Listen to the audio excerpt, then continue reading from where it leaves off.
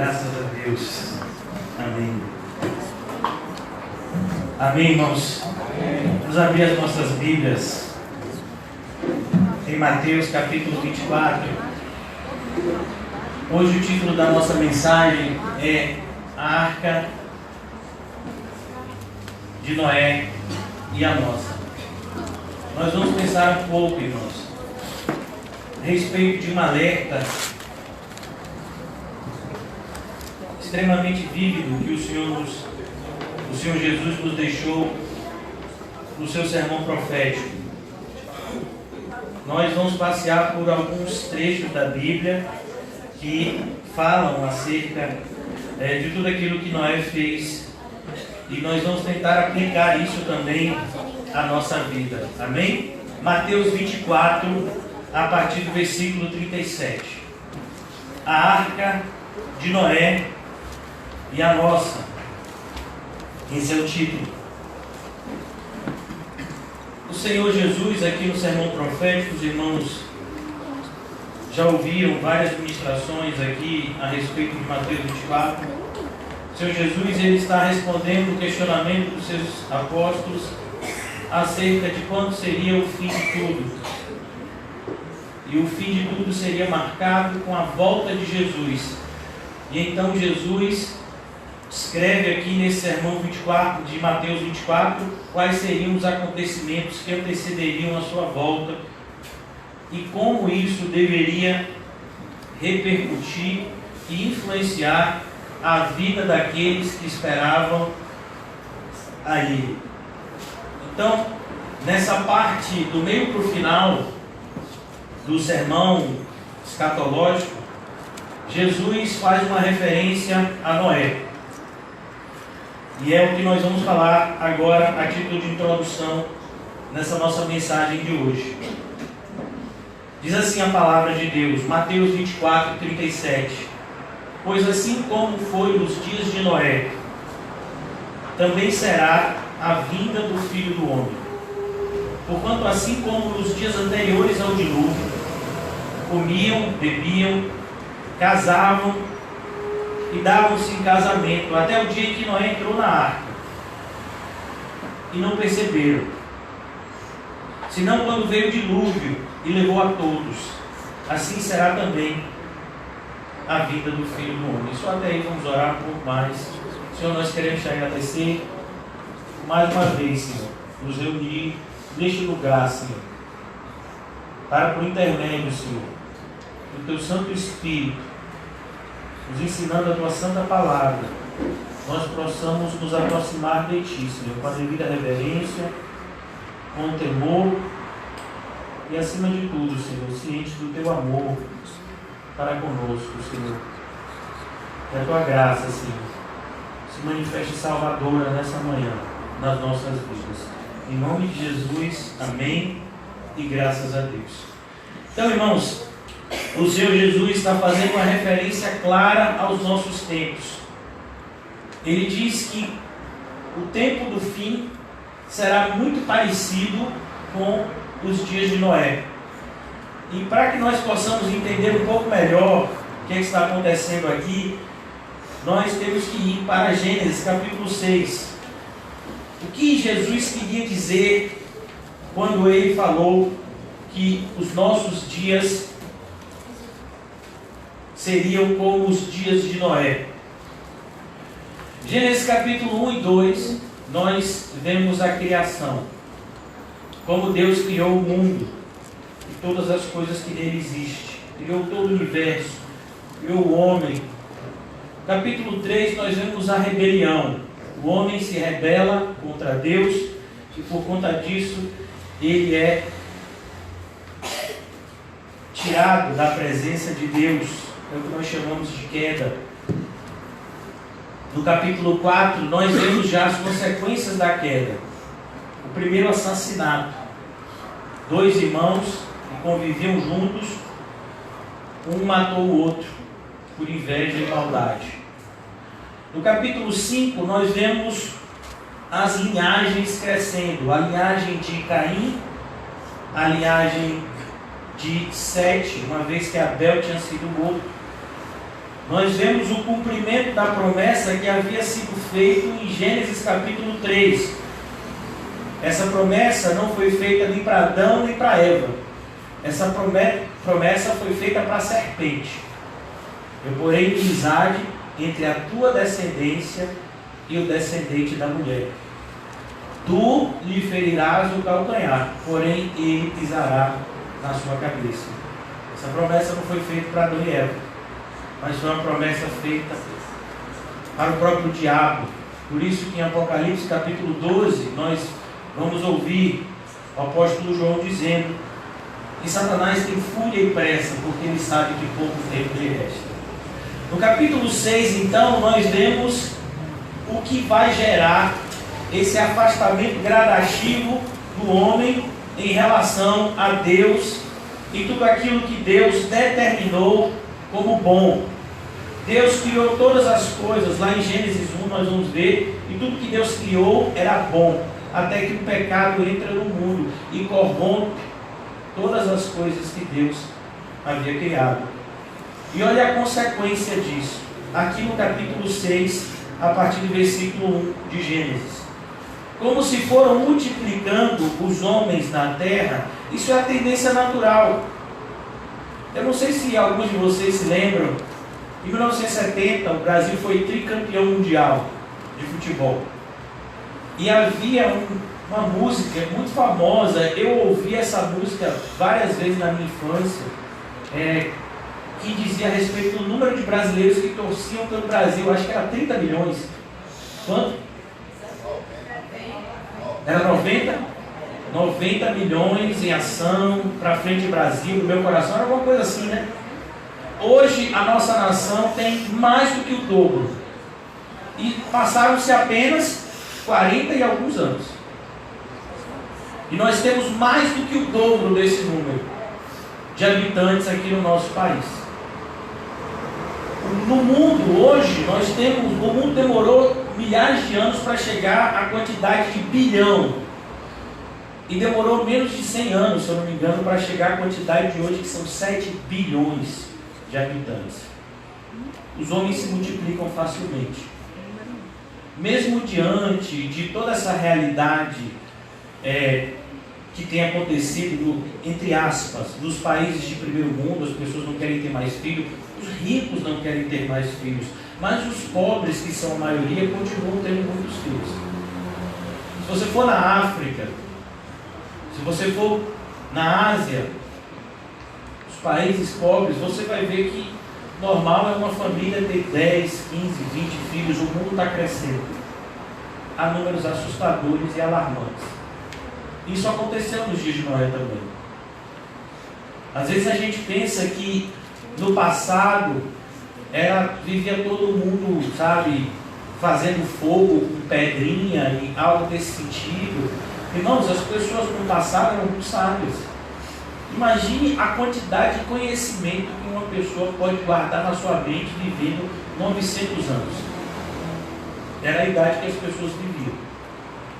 Então, essa ideia que o mundo ocidental quer nos passar acerca do passado, dos neandertais e coisas semelhantes, isso não cola na Bíblia para nós que somos cristãos e que levamos a criação de Deus a sério. Então, as pessoas no passado eram como hoje. Elas pensavam somente em uma coisa: em satisfazer as suas vontades. É por isso que o mundo está como está. Porque as pessoas se preocupam da mesma forma, em satisfazer as suas vontades. As próprias igrejas modernas, elas são todas modificadas, formatadas para satisfazer as pessoas. Não é diferente dos dias de Noé. Como se multiplicando os homens na terra, lhe nasceram filhas. E perceba, irmãos, que aqui nós entramos em uma passagem onde há muita discussão entre aqueles que não levam a Bíblia com a devida seriedade e gostam de criar misticismo em cima de tudo. Muitas pessoas aqui no versículo 2 diz: vendo os filhos de Deus, e aqui as pessoas estão vendo, muitas pessoas dizem que os filhos de Deus aqui seriam os anjos. Graças a Deus que Jesus Cristo teve uma conversa com os saduceus que nos deixou bastante claro que isso daqui não é anjo. Os fariseus perguntaram a Jesus a respeito da lei do nazireado, que quando uma mulher se casava com um homem e o homem morria sem deixar descendentes, era lei que o irmão mais novo tomasse a esposa e tivesse um descendente para o irmão morto. E Jesus usa esse aspecto da lei que visava perpetuar o nome da família, e ele vai dizer, porque naquele grande dia nós no céu não seremos mais como somos hoje. Nós não vamos nos casar como hoje. Nós seremos como os anjos, que nem se casam, nem se dão em casamento. Então, para nossa tranquilidade, anjos não se proliferam. Há uma quantidade específica de anjos e demônios, uma vez que os próprios demônios são anjos caídos. Então, eles não podem procriar com os seres humanos. Então, fique tranquilo em relação a isso. As pessoas dizem que o anticristo vai ser a concepção de um demônio com uma pessoa. Tudo isso parte do misticismo medieval, que não tem qualquer comprovação bíblica e não deve ser abraçado por nós que levamos a palavra de Deus a sério. Então, mas o que Moisés queria dizer quando ele escreveu essas palavras, uma vez que todos vocês, exímios estudantes da Bíblia, sabem que quem escreveu o livro de Gênesis foi Moisés. Então Moisés, ele estava querendo mostrar que desde o começo sempre houve dois povos, duas linhagens. Sempre houve aqueles que, fazendo a sua própria vontade, acabavam fazendo a vontade do diabo, que é o grande rebelde por natureza e que incentiva todos os seres humanos à rebeldia contra Deus. Mas existe um contingente reduzido, e sempre existiu, de pessoas que vão lutar contra a sua própria natureza pecaminosa para buscar e fazer a vontade de Deus. Esses são chamados filhos de Deus. Eles não nasceram da vontade do homem, eles não nasceram da vontade da carne, eles não nasceram do sangue, eles nasceram da vontade de Deus, como está escrito em João capítulo 1. Então, aqui ele diz, mas nós vamos encontrar um aspecto aqui, o aspecto da sedução do mundo, personificado nas mulheres do mundo. Por que você acha que Sansão queria se casar com uma filisteia? Porque as mulheres do mundo, elas usam de subterfúgios para seduzir os homens. E a figura principal que uma mulher do mundo busca para seduzir é o homem de Deus. Uma vez que aqueles que são do mundo jazem no maligno, ou seja, como está escrito em 1 João, todo aquele que está no mundo está inevitavelmente dominado por uma vontade diabólica. E a vontade do diabo é que as mulheres e os homens, hoje em dia, pervertam o povo de Deus por meio de uma união que a Bíblia chama de jugo desigual. Que comunhão pode existir entre luz e trevas? Entre Cristo e Belial? Então, por meio dessa união que o próprio Cristo disse que não deveria existir, acontece a corrupção daqueles que deveriam buscar mais a Deus e não o mundo. Então, aqui no versículo 2 diz, vendo os filhos de Deus, que as filhas dos homens eram formosas, literalmente elas eram bonitas, elas eram atrativas, elas eram mais bonitas do que as filhas de Deus, porque as filhas de Deus se davam ao respeito. Elas viviam como mulheres de Deus. Elas não viviam para seduzir o homem, como hoje em dia. Até porque um casamento jamais deve ser feito debaixo desses moldes. O casamento deve ser feito por uma direção divina e por uma atração espiritual entre dois filhos de Deus que se unem para adorar a Deus mais fielmente ainda. De tal forma que a mulher estimule o homem a amar e obedecer a Deus, e o homem estimule a mulher a mesma coisa. Essa é a vontade de Deus. Deus fez todas as coisas, e quando Ele fez o casamento, Ele fez a mulher como uma auxiliadora para que o homem o servisse, o reverenciasse, o adorasse ainda melhor. Então aqui as filhas do homem eram formosas. Por quê? Porque o papel do mundo e de tudo que existe no mundo é seduzir. O mundo nos seduz de todas as formas. O mundo nos seduz por meio de roupas. O mundo nos seduz por meio de equipamentos eletrônicos. O mundo nos seduz, como está escrito. A definição bíblica é concupiscência dos olhos, concupiscência da carne, soberba da vida. Mas isso fica muitas vezes muito subjetivo. Então, o que seria a concupiscência dos olhos? É você perceber que hoje em dia tudo gira em torno de algo que o mundo chama de marketing, de propaganda. Então não importa se o produto é bom ou ruim, o importante é se ele tem uma boa propaganda, vai dar lucro. Não importa se o político é certo, errado, corrupto ou não, se ele tiver um bom marqueteiro, ele se elege. É a concupiscência dos olhos. O homem é seduzido por aquilo que ele vê. Ele cobiça aquilo que ele vê. Ele deseja aquilo que ele vê. E aquele desejo pecaminoso invade o coração humano. O homem também tem desejos carnais. A concupiscência dos olhos, a concupiscência da carne. E esses desejos carnais, pela sua natureza, eles não são essencialmente maus. Mas a natureza pervertida do homem torna esses desejos em pecado. Por exemplo, o homem, ele precisa comer para sobreviver. Mas nós vamos encontrar na Bíblia um pecado chamado de glutonaria. E às vezes a gente pensa, se uma pessoa é magro, é lógico que ele não é glutão. Irmãos, o pecado não é estar acima do peso. Viu? Tem nada a ver com isso. Então, muitas vezes a gente está vendo fulano, olha a barriga de fulano, ele deve ser um glutão. Não, irmãos, o pecado não é esse. Até porque, se o pecado fosse esse, na antiguidade, quem era forte, ou seja, quem estava um pouco acima do peso, era visto de forma positiva. Glutonaria, irmãos, ela é bem definida, bem delineada no capítulo 18 do Evangelho de Lucas. Isso, capítulo 18 do Evangelho de Lucas, quando o Senhor fala daquele rico que vivia a dar banquetes. Então ele vivia para isso. Qual era o prazer dele? Os banquetes.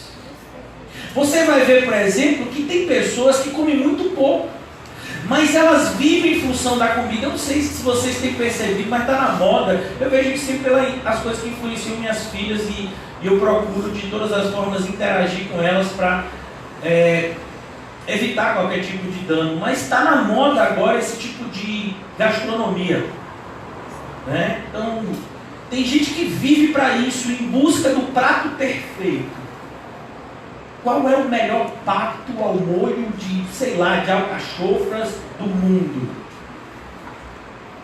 Qual é o melhor hambúrguer do mundo?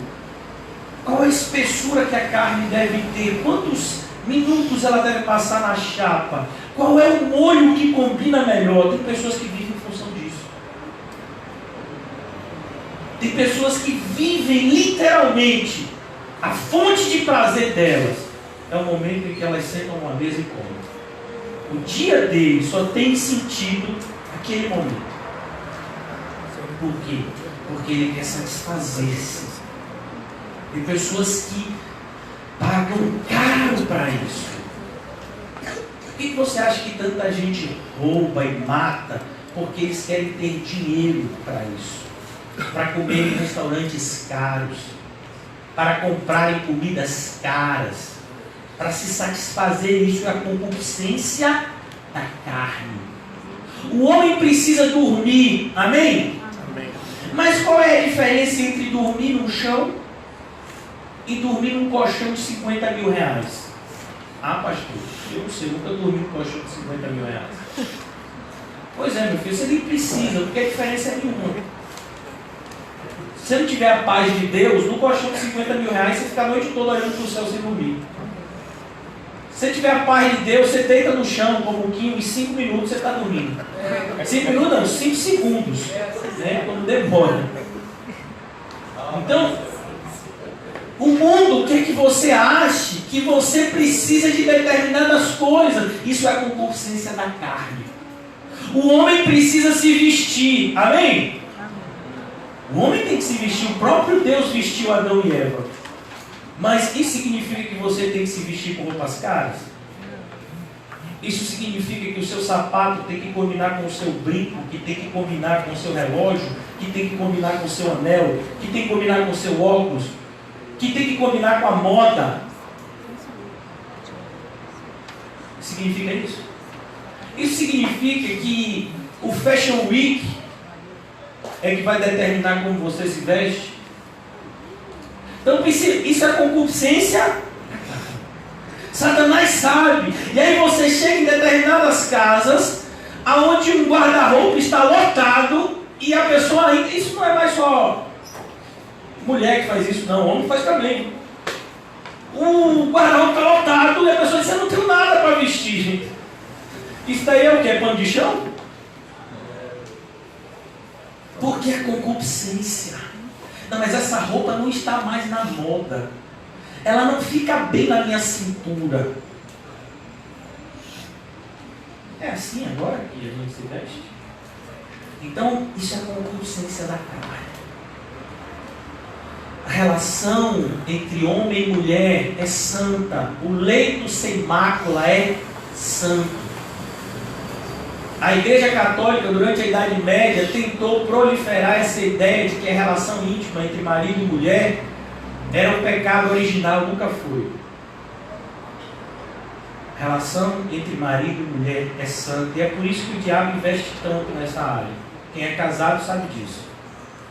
Então, nós vamos ver, é lícito ao homem se relacionar com uma mulher intimamente, uma mulher relacionar-se com um homem intimamente. É lícito desde que os dois sejam casados. Mas agora vem o Papa Francisco e diz que você não precisa ser mais casado. Você se junta. Se por acaso, depois de algum tempo, der certo, aí você se casa. Porque a Igreja Católica estava enfrentando um problema muito sério. Pois a Igreja Católica é formada em uma série de dogmas que não valem de nada, porque a maioria deles não tem nada a ver com a Bíblia. E que não pode, o divorciado não poderia participar lá do que eles chamam, né, de hóstia, aquele momento que eles chamam que com o ser do Senhor não tem nada a ver. Então o divorciado não poderia participar daquele momento. E então eles estavam com problema, porque muita gente divorciada estava saindo da Igreja Católica, porque estava se sentindo excluído. Aí o Papa Francisco teve essa excelente ideia de dizer para as pessoas: não se casem, vivam. Meu Deus do céu, ele tem coragem de dizer isso? Teve. Vivam em fornicação. Se por acaso der certo a química, aí você oficializa esse matrimônio para evitar problemas futuros. E com Deus não tem problema isso? Não, com Deus não tem problema não. Até porque para os católicos com certeza Deus nem existe, pelo menos não Deus da Bíblia. Então, tome bastante cuidado, irmãos. Porque a sedução está aí. Muitos dos que estão aqui sentados estão seduzidos pelas filhas do mundo. Muitos dos que estão aqui sentados. E como eu disse, isso daqui é apenas uma figura. Estou falando apenas que os homens podem ser seduzidos. Não, todos estão sendo seduzidos. Ou pelo menos estão sendo tentados nesse processo sedutor que o mundo tenta de todas as formas nos mostrar que a realidade que ele propõe para nós é muito melhor do que a realidade que Deus propõe para nós. Afinal de contas, foi isso que Satanás literalmente disse ao Senhor Jesus quando o tentou em Mateus 4, Lucas 4. Você não precisa sofrer, você não precisa ir para a cruz, você não precisa ser rejeitado, você não precisa ser moído, como está escrito lá em Isaías 53. Se prostre diante de mim e eu satisfaço tudo o que você quiser. Essa proposta, irmãos, todo cristão ouve do diabo todos os dias. E grande parte dos cristãos aceitam. Alguns, inclusive, que estão aqui hoje. Então, o que é essa proposta? Sabe? Faça a sua vontade. Que no final vai dar tudo certo. Porque o importante é que você seja feliz. Essa é a proposta de Satanás. Não, o importante não é que você seja feliz. Porque a gente nem sabe o significado da palavra felicidade. O importante é que a gente seja santo. Então, quando a gente olha para esse versículo 6, quando a gente olha, para esse capítulo 6 de Gênesis, quando a gente olha para Mateus 24, do que Jesus falou para a gente aqui, que os nossos dias serão como os dias de Noé, nós percebemos como o diabo tem se aperfeiçoado na sua artimanha de seduzir os homens dissimuladamente. Ele nos seduz sem que nós percebamos que estamos sendo seduzidos. E o patamar do diabo, que já chegou, máximo dele, é esse. A ponto da gente chamar o certo de errado. E o errado de certo. Certo é a igreja que focaliza no homem. As pessoas se sentem bem no lugar assim. Errado é uma igreja que foca em Cristo e na sua cruz. As pessoas se sentem mal no lugar assim. Essa é a realidade do mundo. Então a pessoa vem e diz: mas pastor, qual é o problema de eu aceitar um emprego onde eu vou ganhar 10 vezes mais? O problema é, o seu coração está preparado para ganhar 10 vezes mais? Você já se perguntou isso? Mas quem é que não está preparado para ganhar 10 vezes mais? Eu creio que a maioria de nós. Aqui. Mas eu só quero pagar as minhas contas. Você já se perguntou, do dia que você conseguir pagar todas as suas contas em dias, o orgulho e a soberba que provavelmente vão invadir o seu coração? E que talvez Deus esteja te protegendo disso. Então a gente vive numa realidade onde a gente não se preocupa com as consequências espirituais das nossas ações materiais. A gente não se preocupa com isso. A gente acha simplesmente que as coisas são meros detalhes. São trivialidades. É como, por exemplo, a gente tem batido muito nessa tecla. Se um pastor prega, entre aspas, a teologia correta, com certeza ele deve ser um homem de Deus. Então Satanás é um homem de Deus. Eu acho difícil você encontrar um erro teológico em qualquer manifestação do diabo na Bíblia.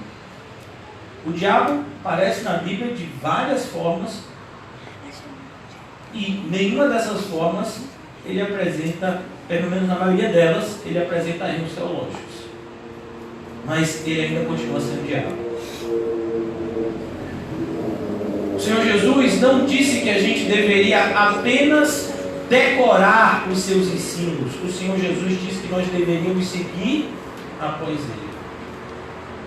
Que nós deveríamos renunciar.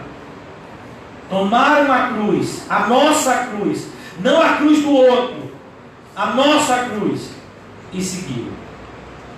Foi isso que o Senhor Jesus disse. Ele não disse: abram faculdades teológicas, encham a mente de pessoas com uma teologia correta, e eu vou estar extremamente satisfeito com isso, quando todos os cristãos estiverem tirando nota 10 em teologia. Está assim na sua Bíblia? Na minha também não. O exemplo é a principal metodologia de ensino de Deus. É por isso que ele usa Noé como uma prefiguração de como as pessoas são salvas pela graça, mesmo no tempo de apostasia que vai ser o fim. Esse foi o objetivo de Jesus, que poderia ter usado tantos personagens do Antigo Testamento, mas ele usou de maneira cirúrgica Noé, para mostrar: as pessoas são salvas pela graça em tempos de apostasia. mas a um custo extremamente elevado. Eu provavelmente hoje vou passar do horário. Se vocês tiverem compromisso, pode ir embora, fique tranquilo, não vou ficar chateado com ninguém. Tomei um posicionamento durante essa semana que foi extremamente dolorosa, mas também extremamente produtiva, de que eu não vou mais me importar com os relógios. Se você se importa com ele, procure uma igreja que se importe. Eu não vou mais. Então, se o culto tiver que acabar 2 horas da tarde, ele vai acabar 2 horas da tarde. Certo? Então, se vocês tiverem qualquer tipo de compromisso, mas e as crianças? As crianças, elas continuam, elas vão para a escola às 7 horas da manhã, saem meio-dia. Morreu alguém essa semana? Porque entrou 7 da manhã e saiu meio-dia? Morreu alguém? Não morreu não, né? Então, se ficar uns 30, 40 minutos a mais, eu creio que elas também não vão morrer. Mas vamos lá. Dito isso, tomaram para si mulheres, as que entre todas mais lhe agradaram. O que o homem faz no tempo de Noé? Aquilo que lhe agrada.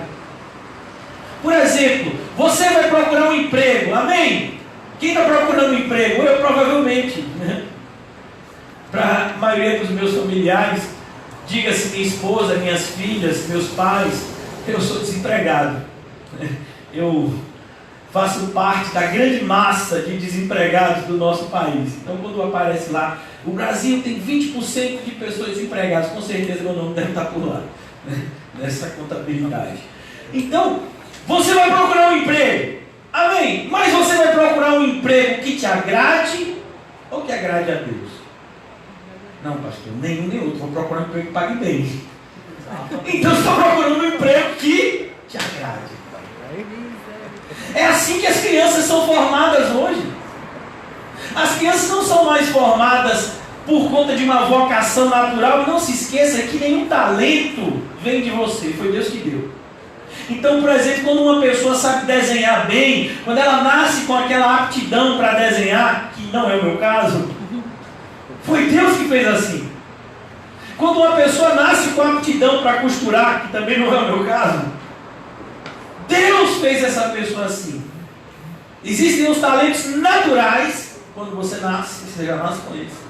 Existem os dons espirituais, que você os recebe quando você nasce de novo na água do Espírito. Mas todas as criações de Deus nascem com talentos naturais, que vão ter que prestar conta diante de Deus naquele grande dia. Então, tomaram para si as que entre todas mais lhe agradaram. Esse é o retrato do mundo. Esse é o retrato da igreja. A igreja tem que agradar as pessoas. Por exemplo, uma igreja, ela tem que ter um retiro. Ela tem que ter alguma programação diferente de cultos. O culto tem que ter algum nome. Esses dias eu vi uma programação de uma igreja que uma pessoa que frequentou aqui um ano está frequentando e convidando todo mundo a ir para lá. Eu não vou dizer que é a Igreja Batista Regular da Pituba, não me pergunte. Então, lá se você pegar a programação dessa igreja, está lá escrito assim: dia de domingo tem o culto solene. Tem algum culto que não é solene? Tem algum? Tem algum? Porque assim, qual seria o oposto de solene? Irreverente. Tem algum culto irreverente? Não, então assim, quarta-feira é o culto irreverente. Que domingo é o culto onde a gente tem reverência. Mas as pessoas não ligam para isso. Elas querem apenas receber informações que possam de alguma forma tranquilizar o seu aspecto emocional e não o seu aspecto espiritual. 99% das igrejas hoje tratam de emoções e não de espiritualidade. Porque as pessoas que estão nela continuam mortas em delitos e pecados, não nasceram de novo, não são crentes. Mas elas, como seres humanos, possuem emoções que precisam ser tratadas. Tem gente que vai no psicólogo, tem gente que vai no terapeuta, e tem gente que vai para a igreja evangélica tratar das emoções. Eles não nasceram de novo. Eles não estão indo para o céu. Eles não são crentes. Mas eles têm as suas emoções de alguma forma reguladas por aquele ambiente religioso preparado estrategicamente pelo diabo para que você se sinta bem lá. Palavras duras, palavras verdadeiras. Eu tive uma semana para pensar nelas. Por isso vocês vão ter que ouvir. Versículo 3. Então disse o Senhor: o problema, irmãos, não é se Deus fala. O problema é quando Deus fala. Às vezes, irmãos, a gente preferia nunca ter ouvido a Deus. Porque quando Deus fala, e aí eu vou ser extremamente duro, porque eu sei o que eu estou dizendo, quando Deus fala, 100% das vezes nós detestamos o que Deus fala. Nós não gostamos do que Deus fala. Nós não concordamos com o que Deus diz. A nossa natureza, ela é oposta a tudo aquilo que Deus é e tudo aquilo que Deus faz. Então Deus manda a gente amar. A gente não ama, a gente odeia. Esses dias eu vi a foto de duas criancinhas que me mandaram um vídeo. Você não precisa ensinar uma criança a bater na outra, mas você tem que ensinar uma criança a fazer as pazes com ela. Ó, coleguinha, amigo, o brinquedo é para dividir. Não! É meu! Você não precisa ensinar aquilo para a criança? Você precisa? Não. Mas ensinar a ler e escrever. Você já viu alguma criança que já nasceu lendo e escrevendo? Não, você tem que ensinar. Para aprender o que não presta, a gente não precisa de mestre. A gente é o nosso próprio mestre. Mas para aprender qualquer coisa que preste, vai dar trabalho. Mas vai dar muito trabalho. Então disse o Senhor. Por que eu estou dizendo isso? Porque uma das coisas que mais a gente percebe na Bíblia é que Deus é extremamente repetitivo. Por quê? Porque a gente é burro. E eu estou sendo muito bonzinho com a gente. Eu poderia usar qualificações piores para nós e mereceríamos com certeza elas. Mas a gente é burro. Nós somos pessoas difíceis de ensinar. Mas graças a Deus a gente tem um bom professor. E aí ele repete. Então disse o Senhor: o meu espírito não agirá para sempre no homem. A ideia aqui é, o Senhor está dizendo: eu cansei desse cabo de guerra. Eu cansei. Eu não vou ficar o tempo todo mandando profetas para que o povo se arrependa. O povo não quer se arrepender? Pronto, eu destruo eles. A ideia aqui é essa. Meu espírito não vai ficar contendendo. Foi como, por exemplo, na época do rei de Israel. O Senhor enviou profetas e mais profetas, e a gente vai ver a quantidade de profetas que tem lá no Antigo Testamento, mas teve uma hora que o Senhor disse o quê? Basta, eu vou destruir o rei. E Jeremias, não ore, viu? Porque nem que Moisés e Elias descesse, intercedesse por esse povo, eu ia deixar de destruir eles. Tem hora, irmãos, que não adianta orar. Às vezes a gente diz assim: a paciência de Deus não tem limite. Tem, viu? Por isso, cuidado. Você pode estar andando no limite dela. Então disse o Senhor: meu espírito não agirá para sempre no homem. Ele não vai contender. Eu não vou ficar tentando o tempo todo convencer um povo que insiste em se apartar de mim. Então o que eu vou fazer? Eu vou destruir todo mundo. Pois este é carnal. O homem foi criado para ser um ser essencialmente espiritual. Quando Jesus está diante da mulher samaritana em João capítulo 4, ele diz para aquela mulher: quem são aqueles que Deus procura? Os verdadeiros adoradores que adoram ao Pai em espírito e em verdade. Mas o homem é carnal.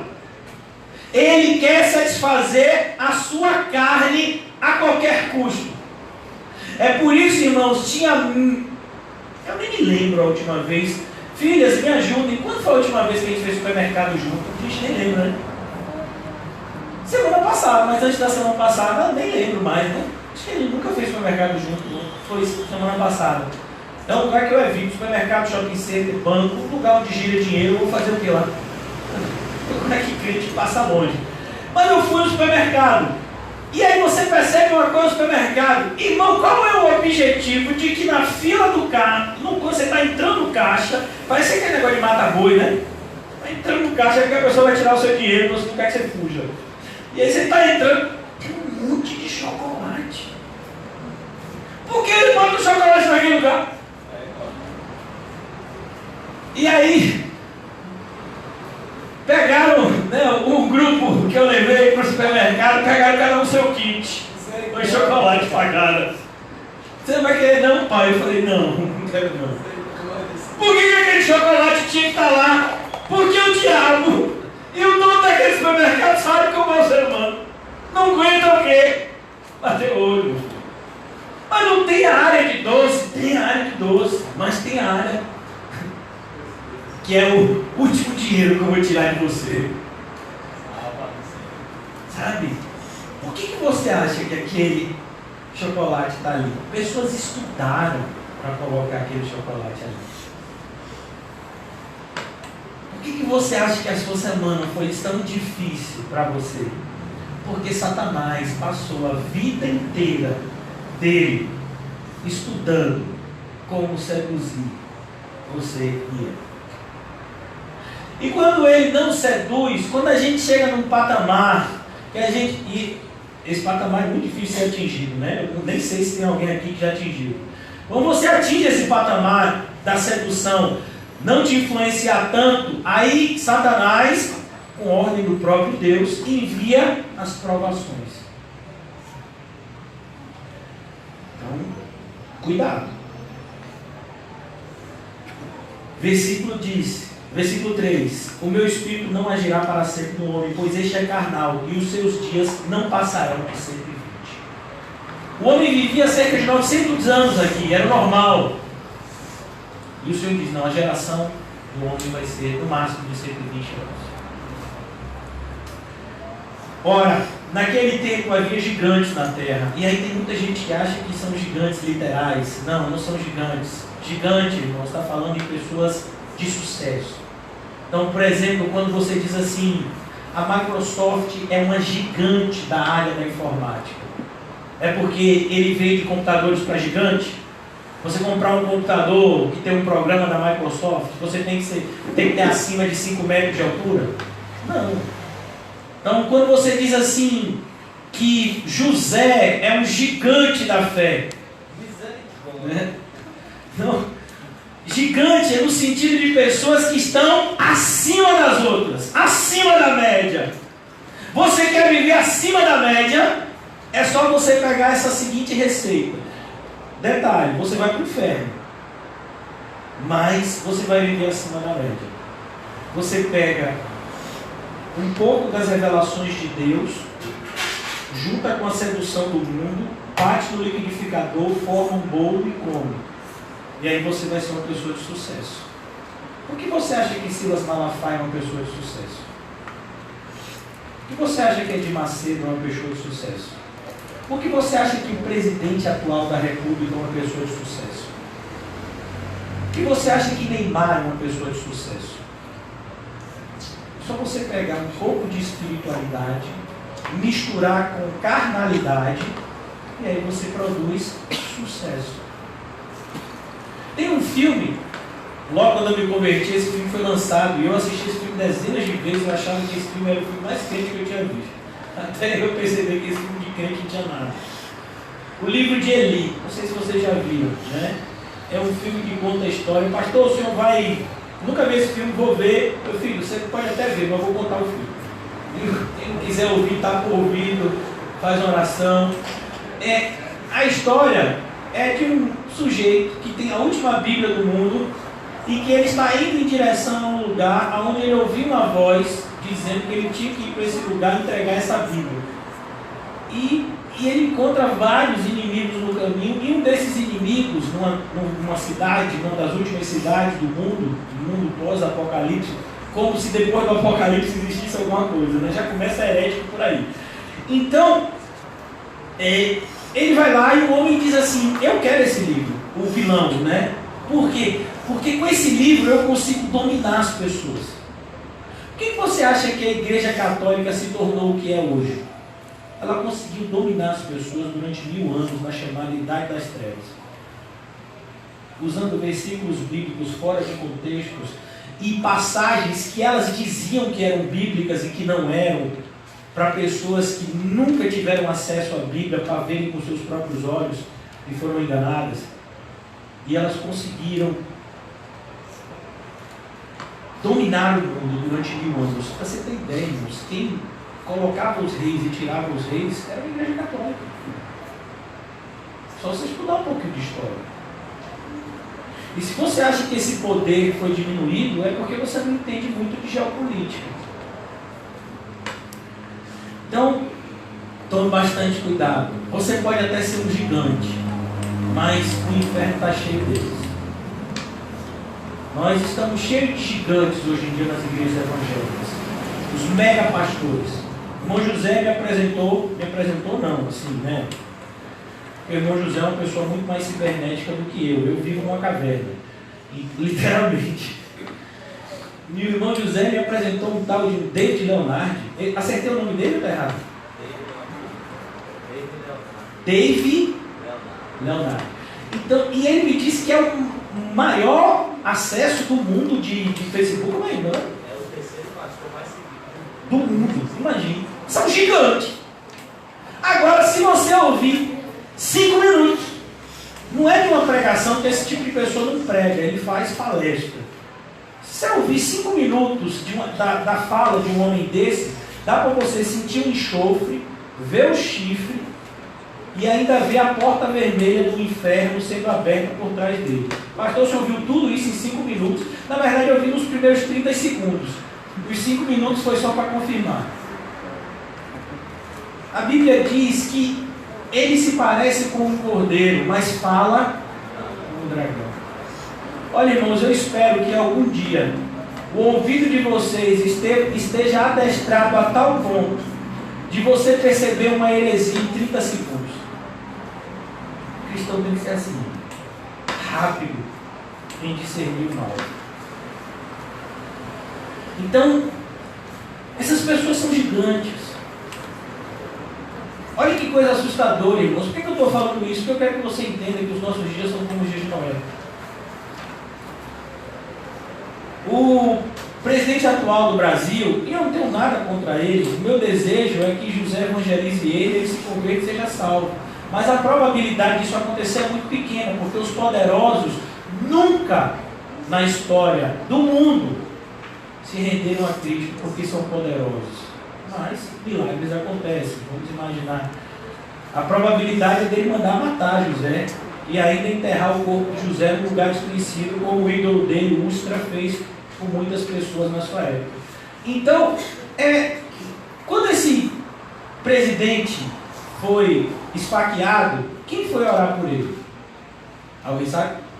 Silas Malafaia. Você sabia disso? Mas ele não é evangélico. Muita gente pensa que o presidente da República é evangélico. Não, ele é católico. A esposa dele diz que é evangélico. E por conta desse casamento, então, ele teria metade evangélica. Como se isso existisse, né? Então, os evangélicos amam esse atual presidente. O porquê, eu não sei. Pastor, o senhor gostava do passado? Não, meu filho, nenhum presidente presta. Só para facilitar o discurso. Mas o mais assustador é quando você vai atrás dos gigantes, porque você vai ter o mesmo destino deles. Um crente só vai atrás de um gigante quando Deus manda para ele matar o gigante, que foi o caso de Davi. Mas a gente não segue o exemplo, por quê? Porque o sucesso desses homens não serve de referência para nós. Nós não objetivamos sermos grandes homens aqui na terra. Nós objetivamos diminuir para que o Senhor Jesus cresça. É assim que os moradores do céu vivem. Quem objetiva o contrário pode ir para qualquer lugar, menos para o céu. Ele é grande demais para passar pela porta estreita. Gigante não passa pela porta estreita. Então, quando ele diz, havia gigantes na terra, por quê? Por causa dessa união dos filhos do homem. Você pega um pouco das coisas de Deus, mistura com um pouco das coisas do mundo, e aí você produz o quê? Gigantes. Quando os filhos de Deus possuíram as filhas dos homens, as quais lhe deram filhos, estes foram valentes. Perceba, é o mesmo adjetivo.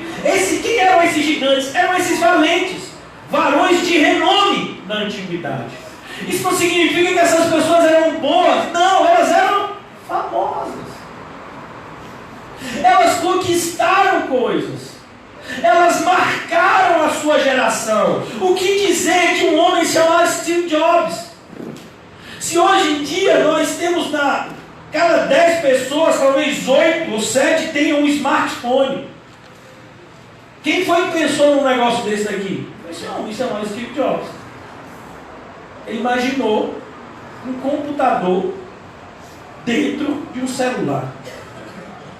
E aí surgiu o smartphone. E esse homem ficou bilionário. Mas ele faleceu alguns anos atrás. E você acha que ele está onde? E o dinheiro que ele conquistou? Então, quantas pessoas que deixaram a sua marca na sua geração morreram e estão no inferno hoje? A maioria esmagadora. Os Césares, na época do Império Romano, eles eram conhecidos como deuses. Você acha que eles morreram e foram para onde? Então, a ideia é, cuidado, o mundo vai tentar de todas as formas oferecer para você a grandeza. A grandiosidade de um cristão é se satisfazer com a sua pequenez. Você não precisa ser grande. Esses dias eu estava vendo uma pregação, porque eu sou violentado em todos os lugares. Na igreja, em casa, na rua. Esses dias eu estava num desses ambientes e estava ouvindo uma pregação de um pastor, entre aspas, reformado. E esse pastor reformado disse que um pastor atual, sei lá, um pastor precisa ser uma espécie de super-homem. Eu nunca vi isso na Bíblia, você viu? Que uma das qualificações lá que Paulo escreveu para pastores é que eles precisam ter peito de aço. Nunca vi. Mas literalmente precisa. Na realidade atual de hoje, o pastor tem que ser marqueteiro, político, duas caras, violento, e ainda tem que ser um bom administrador de empresas. Pois é, você me manda essas qualificações, e agora? Eu estou quebrado.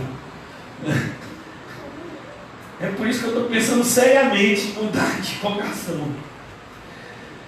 Então, nós não somos gigantes, irmãos. Não devemos seguir o passo dessas pessoas. Eles pereceram junto com toda a civilização da sua época. Viu o Senhor que a maldade do homem havia se multiplicado na terra. O Senhor viu isso. E eu quero te perguntar, você tem visto isso? Quem aqui tem filho em idade escolar? Quem aqui leva o filho na escola? Eu levo. E eu fico na escola das minhas filhas. E na escola do meu filho, já fui também. Observando. Eu acho que eu sou meio maluco. Tem que ser maluco para ser crente. Uma das coisas que um pastor faz é observar. Eu nunca fui observador não, só quando o Senhor me chamou para ser pastor. Veio no pacote. Você observa os seres humanos. Quando você olha para as crianças, irmãos, o que você vê de maldade em crianças de 3, 4 anos de idade é algo assustador. A gente não precisa ir numa penitenciária para saber a maldade de um ser humano. Vá no berçário. Vá numa escolinha infantil. Vá numa faculdade. Você vai ver as pessoas lá gritando que Deus não existe. Vá num hospital e você vai ver o que uma pessoa é capaz de fazer para se manter viva. Se para que eu me mantenha vivo eu tenho que matar 10, eu mato. Se para minha filha ficar viva eu tenho que matar 50 filhos dos outros, eu mato. Essa é a maldade do ser humano. O ser humano é mau. E ele tem se tornado cada vez pior.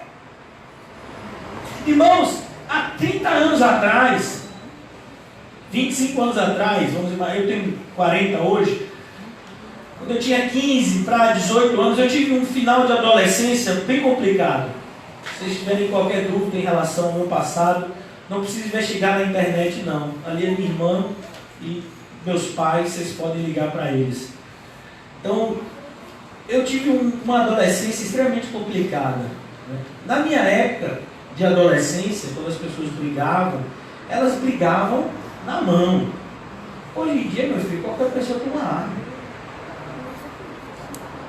Essa semana eu separei uma briga de 2 pessoas. E eu separei a briga porque quando eu estava perto desse... Eu não gosto de interagir, porque normalmente sobra para quem quer separar, né? Quando eu separei a briga, uma das pessoas estava dizendo: eu vou subir no meu apartamento para pegar minha arma. Que é isso?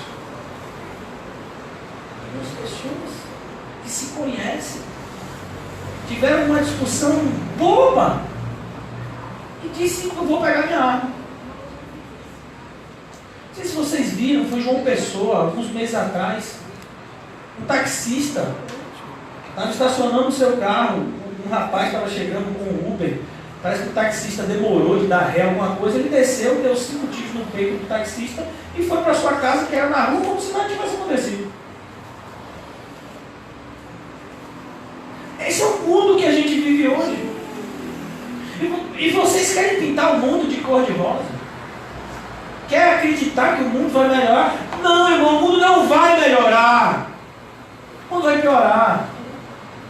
E vai piorar muito. Até que surjam pessoas como esse atual presidente, que é uma espécie de anticristo, para dizer que a solução do mundo é o genocídio. O que é um genocídio? É um homicídio em massa. Então qual é a solução do mundo? É a gente pegar todos os bandidos, então eu devo ser um deles. Pega todos os bandidos e coloca numa câmara de gás. Hitler fez isso com os judeus. Fizeram uma pesquisa no Rio de Janeiro, que o prefeito é pastor. Bandido bom é bandido morto. Mais de 50% da população apoiou essa frase. Há algumas semanas atrás, uma pessoa que tinha problemas mentais sequestrou um ônibus no Rio de Janeiro. Um atirador de elite acertou um tiro na cabeça da pessoa e todo mundo comemorou. Mas comemorou o quê ali?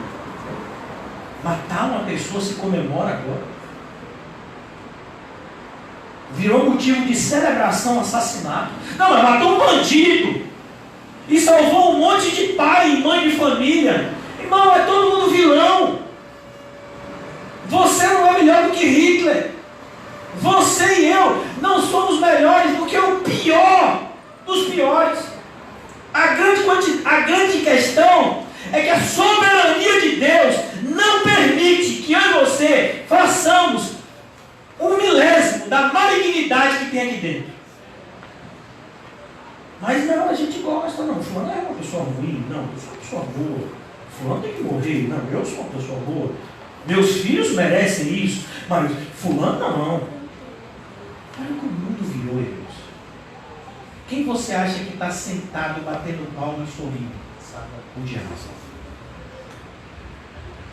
Ele sabe que pouco tempo ele resta, mas ele está se aproveitando bastante desse pouco tempo que ele resta para causar o maior dano possível que aquilo faz de melhor. Ele vem para roubar, matar, destruir. Então, irmãos, aqui ele diz: o Senhor viu a maldade do homem se havia multiplicado na terra e que era continuamente mal todo desejo. A palavra desígnio significa desejo. Todo desejo do coração humano. Então o problema do homem estava não fora, como diria Jean-Paul Sartre, um filósofo extremamente conceituado no meio das escolas modernas. Se você for 10 escolas tidas entre as mais influentes do nosso país, com certeza os seus educadores são apaixonados por Jean-Paul Sartre, filósofo moderno, que dizia, dentre as suas filosofias, ele dizia que o homem é fruto do meio. Então, se você pegar um monte de criancinha e criar elas numa ilha assim, sem se aproximar de toda essa maldade do mundo, elas vão ser pessoas essencialmente boas. Não, elas não vão ser. Porque o problema do homem não está fora, está dentro, é no coração. É por isso que Deus, quando tem que salvar alguém, Ele começa pelo coração. Eu darei a vocês um coração novo. Eu vou tirar o coração de pedra de vocês e vou colocar um coração de carne. Porque não adianta simplesmente eu limpar vocês externamente, porque a maldade vai continuar lá. Era o que acontecia com os fariseus, é o que acontece com a religiosidade. Ela muda apenas o exterior, mas dentro as pessoas continuam mortas. É isso que o Senhor Jesus fala dos fariseus: sepulcros caiados, bonitos, adornados por fora, mas por dentro mortos, carregam mortos. O homem é mau porque o seu coração é mau. Sabe por que a esposa não se submete ao marido? Sabe por que o marido não ama a esposa como deveria? Sabe por que é tão difícil para os filhos obedecerem os pais e os pais honrarem os filhos? Porque o nosso coração é mau. É verdade. Sabe por que é tão difícil uma congregação valorizar o seu pastor? Porque o coração é mau. Sabe por que é difícil a gente valorizar uma igreja bíblica? Porque o nosso coração é mau. Se a gente estivesse aqui num culto antibíblico, eu creio que vários já teriam se levantado, glória a Deus, aleluia, sorrindo, que maravilha. Porque o coração mau gosta de maldade, sabe?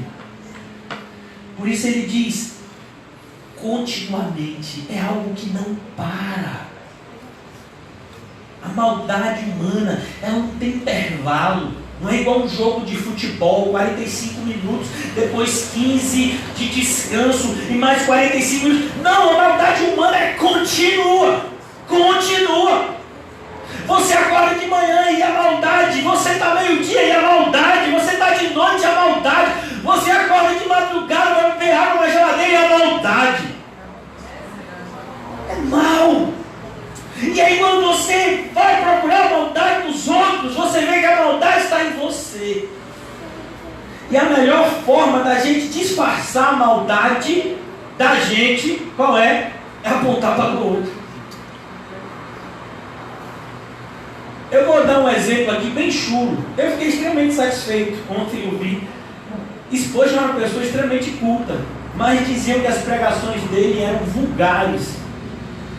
Eu fiquei assim, rapaz, já me fizeram essa acusação também. Eu achei legal agora. Então, quem aqui já entrou no elevador? Quem já passou por um evento extremamente ruim no elevador, que é quando alguém solta um pulo no elevador? Não, eu estou falando sério. Alguém já passou por esse evento? Você já viu alguém que já admitiu que foi ele? Você tem um elevador com 20 pessoas, não imagina você descer no elevador Lacerda. O elevador Lacerda cabe muita gente, não cabe? Então, no elevador Lacerda está lá e de repente você sente um odor que não é muito agradável. Você já viu alguém dizendo, ô irmão, perdão, fui eu, não consegui me conter. Você já viu isso? Não, fica todo mundo calado. Todo mundo fingindo. Ou então, aquele que fez diz que absurdo. Como é que pode, rapaz? Isso é uma falta de respeito. Por quê? Porque ele quer tirar a atenção dele. Eu sei que o exemplo não é dos melhores, mas essa é a grande questão. Por que a gente vê tanto o cisco no olho do outro? Porque a gente não vê a trave. Enorme. Então quando você fala que fulano é mau, você também. A grande questão é que existem dois tipos de perversos. Tem o perverso arrependido, que está lutando contra a sua maldade todos os dias, que eu quero acreditar que são vocês, que sou eu. E tem o perverso obstinado, que é aquele que não se arrependeu, não se arrepende, não se arrependerá. Essa é a grande parte da humanidade. Então o Senhor, versículo 6, e aqui a gente vai para uma passagem também, esse capítulo 6 de Gênesis é uma das partes mais difíceis da Bíblia de se interpretar. Aqui nós vamos ouvir uma interpretação que traz, um versículo, que traz muita confusão para a mente de alguns cristãos assim que nunca tiveram um estudo mais aprofundado da Bíblia. Percebe, irmãos? Quando a gente quer conversar com a criança, muitas vezes a gente não pode usar o linguajar de adulto, porque a criança não vai entender. Então, a criança não vai entender determinadas linguagens que são nossas, de adulto. Né? Então, por exemplo, explicar para uma criança de 2, 3 anos de idade por que ela precisa tomar uma vacina.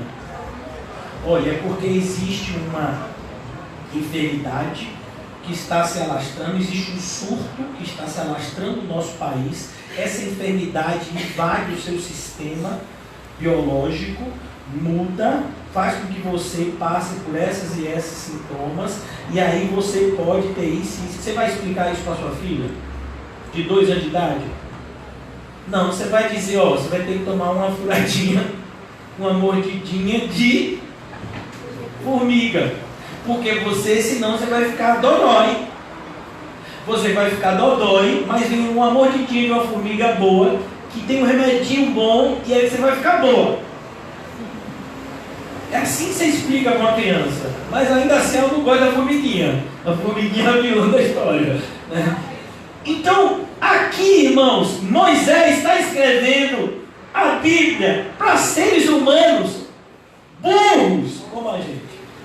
Então, muitas vezes, na Bíblia, a gente vai ver Deus tendo que descer da sua sabedoria para explicar o que Ele vai fazer de uma maneira que a gente possa entender. Porque a gente não entende tudo que Deus fala e faz. Porque Deus é muito, mas infinitamente sábio.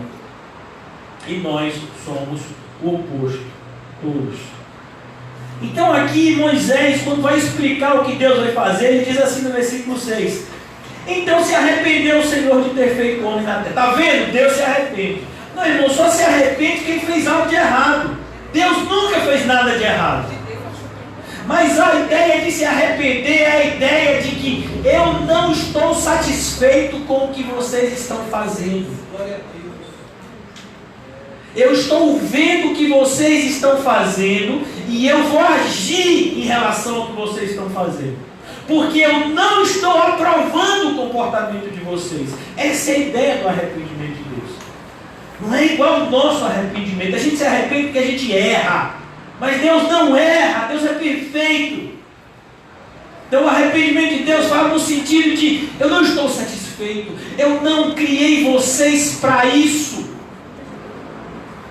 Então ele diz assim: então se arrependeu o Senhor de ter feito o homem da terra, e isso lhe pesou o coração, e Deus ficou triste. Qual é o menor versículo da Bíblia? Vale 10 pontos. Jesus chorou. Mas Jesus é Deus. Ele sabe de tudo. Mas, irmãos, não pense que Deus não possui emoções. Quando eu disse que Satanás usa as nossas emoções, é porque Satanás sabe que somos seres emocionais. nós temos tristeza, alegria, nós sentimos ansiedade. Tudo isso faz parte dessa atmosfera emocional do ser humano. Só que Deus nos deu o Espírito para que, pelo Espírito, controlássemos as emoções. Sem o Espírito, o que acontece? As emoções nos controlam. Mas nós não podemos negar as emoções, como por exemplo é o que os budistas ensinam. Não existe tristeza, não existe alegria, não existe, sabe, você é a negação do tudo. Não, irmão, você não vai negar. Você não está triste, então, claro que eu estou triste. Você está alegre? Claro que eu estou alegre. A gente não nega as emoções, mas as nossas emoções, elas devem estar sujeitas a Deus, pelo Espírito. O próprio Deus nos criou a sua imagem e semelhança.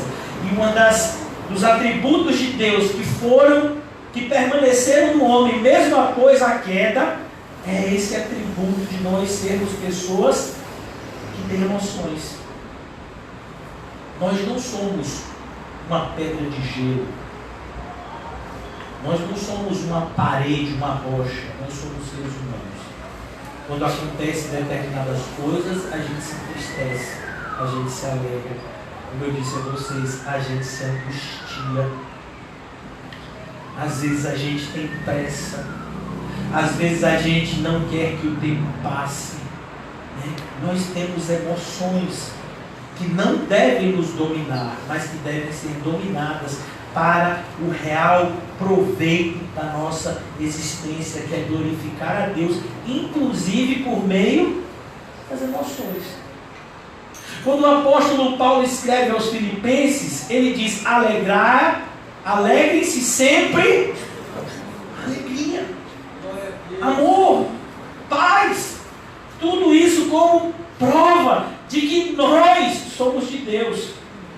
Então aqui, quando diz que pesou o coração, Deus ficou triste com o que o homem tinha se tornado. Deus não fica triste com o que ele tem que fazer, mas com o que o homem havia se tornado.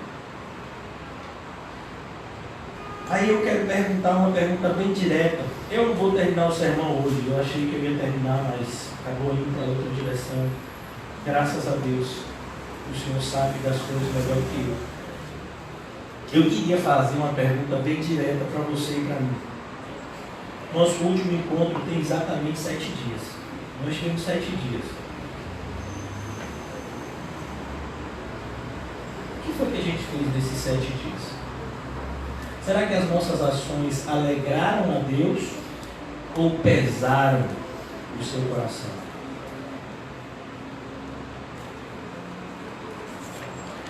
Versículo 7. Disse o Senhor: farei desaparecer da face da terra o homem que criei. Olha que coisa.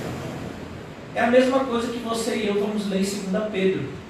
Todas as coisas estão sendo entesouradas, preparadas, enriquecidas para serem destruídas pelo fogo que está chegando.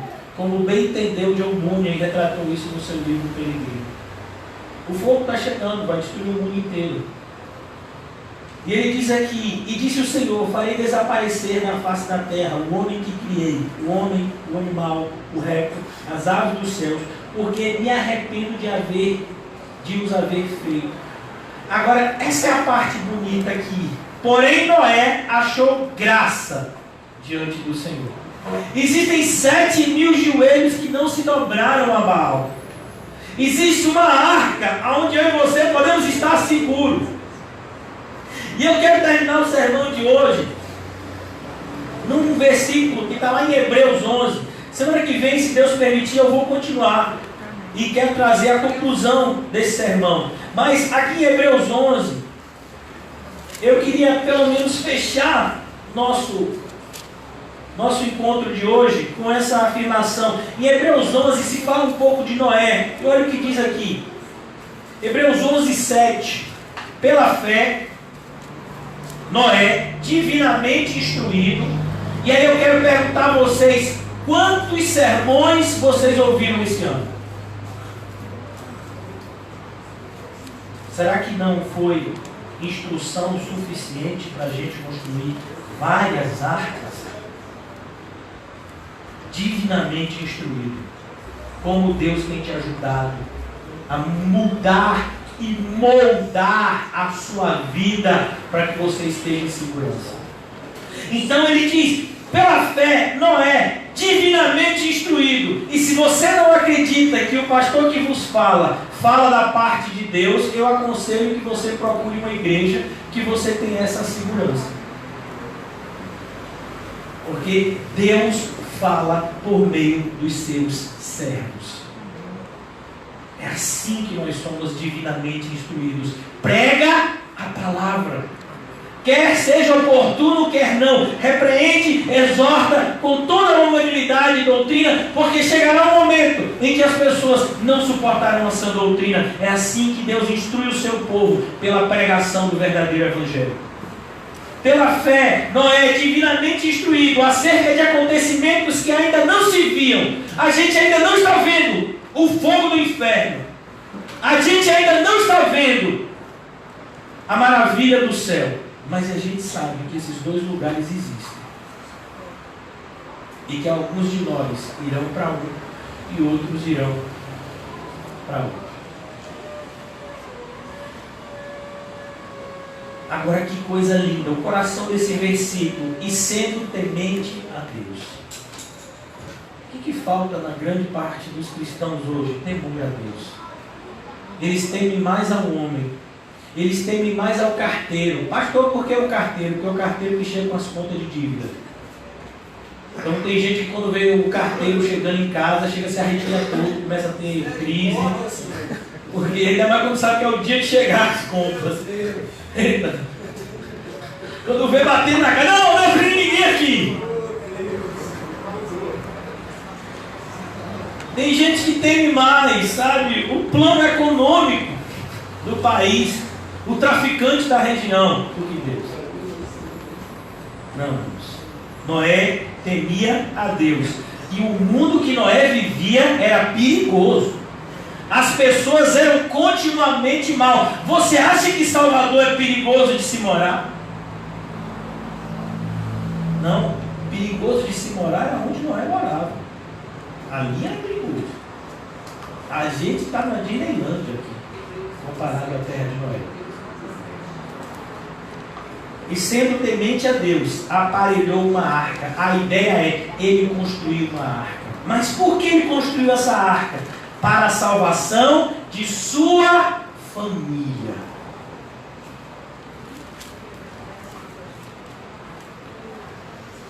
Você não ama a sua família, irmãos? Você não ama a Deus. Nós temos que amar o nosso próximo como a nós mesmos. E ninguém é mais próximo que a gente do que a nossa própria família. Você tem aparelhado uma arca para você se salvar sozinho? Então eu quero te dizer que essa arca vai afundar. A arca foi feita para salvar o povo de Deus. A arca não foi feita para salvar uma pessoa. Por isso ele construiu a arca não só para ele, para a sua família. E nesse contexto também podemos aplicar e devemos aplicar família como aqueles que ouvem e obedecem à voz do Pai que está no céu. Mas também devemos aplicar a família física. Mas pastor, eu já fiz de tudo para que os meus entes queridos fossem salvos. Eu já fiz de tudo. Foi? Você já fez de tudo? Já? E você orou? Já orei, inclusive. Quanto tempo? Vários dias. Dias? Na Bíblia, quando a gente vê de oração, a gente vê anos. Quantos anos você tem orado para que o seu familiar seja salvo? E tem mais. Quanto do seu testemunho ilumina o caminho para que essa pessoa chegue a Cristo. Então Noé construiu uma arca. Eu fico imaginando Noé com 500 anos de idade. Irmãos, uma pessoa na época de Noé com 500 anos de idade, vamos contextualizar isso para os nossos dias. Noé com 500 anos, as pessoas viviam com 900 anos mais ou menos. Então quando Noé estava com 500 anos, Noé já estava do meio para o fim, né? Então hoje, sei lá, a faixa etária de vida 65, 66 anos, era como se Noé tivesse perto dos 40. E Noé provavelmente era um agricultor. Por quê? Porque depois a gente vai ver que Noé vai plantar uma vinha. Depois que o dilúvio cessa. Naquela época, ou você era agricultor, ou você criava animal. Eram as duas profissões que o povo de Deus sabia fazer. E aí Noé está lá. De repente Noé chega para a família e diz: a partir de agora, a gente tem uma outra tarefa. A gente vai ter que construir uma arca. Meu pai, o senhor está maluco? Como assim a gente vai construir uma arca? Onde que a gente vai achar madeira para construir um barco desse tamanho? Olha o trabalho que vai dar para construir um barco desse tamanho, meu pai. Olha, irmãos, sabe quanto tempo demorou para ele executar essa tarefa? 100 anos. Irmãos, a gente tem dificuldade de dedicar 100 dias a um propósito. Quem aqui já fez 100 dias de oração? Quem aqui já fez 100 horas de oração? Quem aqui já fez 100 minutos de oração? Noé fez 100 anos na arca de Deus. Ele é a família dele. Não, a gente tem que fazer isso. Mas meu pai, nem chove. Imagine o escárnio das pessoas ao seu redor. Seu maluco! Você está destruindo a sua família, seu doido. Você devia estar preocupado em ganhar dinheiro para sustentar, para dar uma condição melhor para a sua família. O mundo gira em torno disso. Sabe o que é que 90% das pessoas que falam comigo se preocupam? E aí, o que você vai deixar para os seus filhos? Eu espero deixar o meu exemplo em Cristo. Uma doutrina bíblica para que eles possam seguir. Não. Eu quero saber o que você vai deixar. Casa, carro, uma pensão, uma poupança. O que você vai deixar? É isso que o mundo quer impor para você e para mim. Você tem que deixar isso. Não, irmãos. Não aceite essa imposição do mundo. O mundo conspira contra Deus. É por isso que as pessoas se levantam, irmãos. Que menos vidas. Semana que vem José vai pegar esse. Desapareçam do nosso Deus. É por isso, irmãos, que as pessoas investem tanto. Trânsito é para que vida. não haja pregação mais nesse lugar. Tem como bandeira principal. Por quê? Olha, 90% ou mais das pessoas, estão aqui algumas delas, me acusam de proibir as pessoas de estudar, de trabalhar. É uma acusação que eu já, de todas as formas, refutei, nunca falei isso, mas toda semana eu sofro essa acusação, inclusive dos meus próprios familiares. Agradecer o Banco Rendimento, em nome do senhor Roberto. A grande questão é o seguinte: você acredita em salvação e condenação? Se você acredita em salvação e condenação, você tem que pautar a sua vida nisso. Se não, sabe, eu fico perguntando, nós somos um grupo de pessoas extremamente diminuto aqui. Somos poucas pessoas, eu posso falar o nome de todos vocês pelo nome. Somos um grupo de pessoas extremamente pequeno, mas mesmo diante desse grupo extremamente pequeno, existem pessoas que até hoje, embora um grupo já tenha saído e continue fazendo mal, é sistemático como as pessoas só pensam em dinheiro. E eu quero terminar, eu já disse para vocês que não me preocupar com o horário, viu? As crianças, vocês podem ir para o lanche de vocês, tá certo? Eu já vou concluir aqui o sermão. E é bom até que os adultos estejam somente aqui, as crianças já ouviram o suficiente. Eu quero terminar o sermão de onde eu comecei, Mateus 24. Olha onde reside o problema, irmãos, e eu quero concluir aqui, se Deus permitir. Mateus 24, 37. Pois assim como nos dias de Noé, também será a vinda do Filho do Homem. Porquanto, assim como nos dias anteriores ao dilúvio, comiam e bebiam. Irmãos, qual é o pecado de comer e beber? Muito. Se você não está comendo e bebendo para a glória de Deus, é pecado. Quer comais, quer bebais, faça tudo para a glória de Deus. Isso não é um conselho, isso é uma repreensão de Paulo. Às vezes a gente pensa que Paulo está jogando confete. Irmãos, Paulo fala isso na carta mais dura que ele escreve, que é aos Coríntios.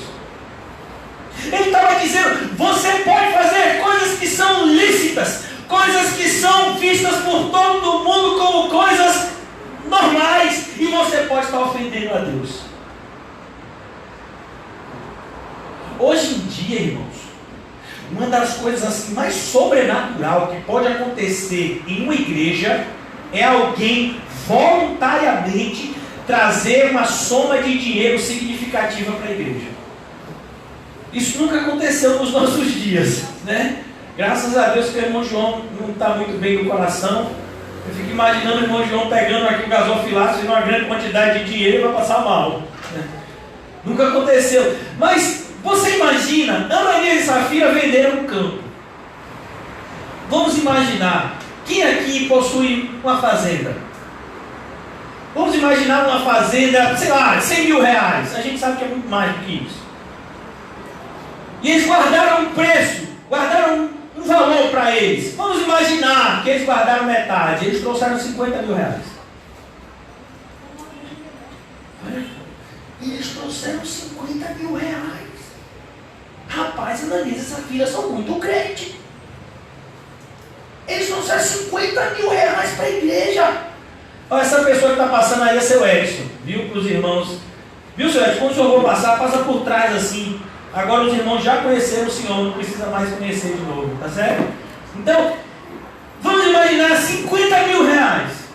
50 mil. Uma pessoa chega aqui e diz, João, eu não quero tocar trombeta, mas eu estou com um maço de dinheiro que não vai dar para passar aqui. Dá para você abrir a portinha no fundo aqui para botar o dinheiro? É 50 mil reais. E aí, quando essa pessoa está falando com o João, ela morre. Está aqui, na frente. Ela está fazendo um bem para a igreja. 50 mil reais, como ia ajudar a igreja? Será que ia? A igreja pode ser ajudada debaixo de mentira? Debaixo de interesse? Eles morreram, irmãos, trazendo dinheiro para a igreja. E você acha que comer e beber é algo normal? Olha o pecado dessas pessoas. Eles estavam comendo e bebendo. Afinal de contas, vocês esperavam que eles fizessem o quê? Quem de vocês aqui tomou café da manhã hoje? Eu creio que a maioria deve ter tomado, né? Rapaz, está todo mundo de jejum, é? Rapaz, vocês estão de jejum, é mesmo? Dona Luz está de jejum, Dona Luz? Rapaz, líder de jejum? Já tomou café hoje? E você, Mônica? E você, Anny? E você, minha irmãzinha, tomou café hoje? E você, Yasmin? Lígia Priscila deixou? Renan, meu filho, pela barriguinha eu estou vendo que você tomou café da manhã hoje. Foi meu capricho. Então, sabe, irmãos? Qual é o problema de comer e beber? Depende. Você faz tudo para ter comida na sua mesa? Ou tem coisas que você não faz porque você teme a Deus? Tem gente que faz qualquer coisa para ter comida e bebida na mesa. Eles comiam e bebiam. Aqui, ó. Eles casam e dão-se em casamento. Uma das coisas que mais eu vi trazer esfriamento espiritual aqui na igreja, na vida de alguns crentes pelo casamento e o noivado. Teve um irmão que chegou aqui, extremamente vigoroso na sua fé, e aí depois que noivou, se desviou, está desviado hoje. Teve pessoas que se casaram aqui, que eu fiz o casamento, e essas pessoas se esfriaram depois que se casaram. Nunca mais o cristianismo foi o mesmo. Tem problema casar? Não. Mas pode ser que essa seja a sua destruição. Porque essa não pode ser a sua prioridade. Como sabes, ó mulher, que salvarás o teu marido? Como sabe, marido, que salvarás a tua mulher? Salvação, ela é pessoal. Por isso que se você tiver que escolher entre ser um cristão genuíno e ser um cônjuge de acordo com os padrões do mundo, escolha ser um cristão genuíno. É isso que Jesus está dizendo. E ele diz, eles casavam-se, eles estavam-se em casamento até o dia que Noé entrou na arca. E eles não perceberam. Por que eles não perceberam? Porque eles estavam casados. Porque eles estavam comendo e bebendo. Porque eles estavam trabalhando. Afinal de contas, comer e beber, você tem que o quê? Pagar. E para pagar, você tem que fazer o quê? Trabalhar. Até quem rouba está trabalhando. Qual é o trabalho dele? Roubar. Não, irmão, vou fazer um corre. Uma vez eu ouvi uma pessoa dizer, pastor, me chamaram aí para fazer um corre. Depois que eu soube, eu comecei a correr. Ninguém faz corre. Por isso, quando alguém chegar e disser para você, vou fazer um corre, corre para bem longe dessa pessoa. Quer dizer que as coisas dela não são boas. Então, o camarada que vai assaltar um banco, eu não sei se você já viu, eu nunca vi esse filme não. Eu já vi, eu acho que o trailer dele. Assalto ao Banco Central. Quem já viu esse filme? Então, as pessoas passaram meses para poder efetuar aquele roubo. Isso é um trabalho. É lícito o trabalho? Não, o trabalho é lícito. O que eu quero dizer é que as pessoas vão precisar desprender força, porque é do suor do seu rosto que comerás. Mas a grande questão é que aos que Ele ama, Ele dá enquanto descansam nele. A ideia de dormir no Salmo 127 não é a ideia de passividade ou omissão, mas é a ideia de confiança e dependência. Sabe? Então aqui ele está dizendo, eles não perceberam. Mas por que Noé percebeu? Porque Noé percebeu que era o momento certo de entrar na arca, se não tinha chovido. Noé não entrou na arca, irmãos, e o texto de lá, depois a gente pode voltar. Só vai chover depois que Noé entra na arca. Por que Noé entrou na arca se não mudou nada? Porque ele estava atento à voz de Deus. Se Deus diz vai, vai. Se Deus diz vem, vem. Mas não dá para você ficar atento a duas coisas ao mesmo tempo. Ou você serve a um Senhor, ou você serve a outro Senhor. Você não pode servir a dois senhores. Quem fala isso? Jesus. E agora eu concluo, se Deus quiser, de maneira muito direta, e até para mim, aqui, hoje, essa pregação toda foi para mim. Será que nós não estamos servindo a dois senhores, irmãos? Se isso estiver acontecendo na nossa vida, nós não vamos ouvir o momento de entrar na arca. Sabe por quê? Porque a gente nem construiu a arca ainda. O apóstolo Paulo tinha uma arca. A arca de Paulo era Cristo. Mas como essa arca pode ser construída? Como essa arca pode ser de alguma forma percebida? Eu trago no meu corpo as marcas de Cristo. Que ninguém me moleste. Eu trago no meu corpo as marcas de Cristo. Aí eu te pergunto, o que tem te custado ser cristão? Fora vir uma vez por semana agora para a igreja. Antigamente você podia dizer, não, eu vou para a igreja 2 vezes, 3 vezes por semana. Não, agora é uma vez. Então, e aí? Uma vez por semana você é crente?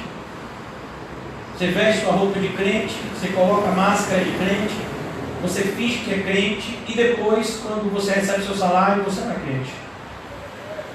Quando você tem que fazer suas escolhas, você não é crente. Quando você tem que lidar com as suas emoções, você não é crente. Quando você tem que dizer sim, você não é crente. Quando você tem que dizer não, você não é crente. Você não é crente. Você pensa que é. Você finge que é. Mas naquele grande dia, aquele que tem olhos como chama de fogo, ele sabe quem é. Por isso que é importante, irmãos, a gente abraçar uma palavra tão linda em qualquer idioma, que é a palavra arrependimento. Arrependa-se. Ainda que você tenha passado esses 8 anos da igreja fora da arca, você pode se arrepender hoje. O irmão Quinho aqui orou uma das orações mais espirituais que essa igreja presenciou semana passada.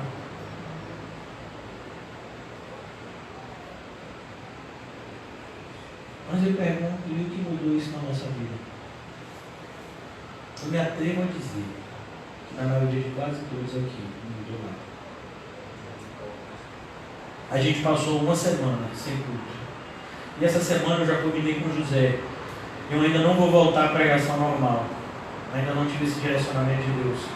Eu vou pregar no domingo de noite, no Alto das Pombas, domingo de manhã aqui, e quarta-feira à noite eu vou pregar aqui, essa semana.